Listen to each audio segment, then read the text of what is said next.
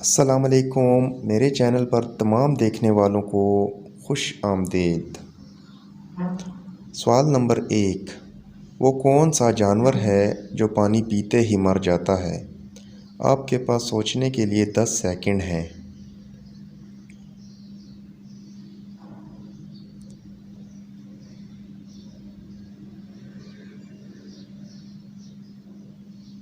जवाब है कैंगरू चूहा।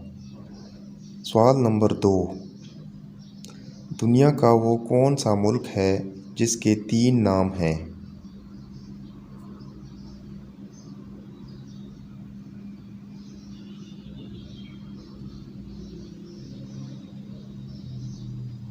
जवाब है भारत, इंडिया, हिंदुस्तान। सवाल नंबर 3, वो कौन सी चीज़ है जो हराम है और इसे पीने से सवाब मिलता है?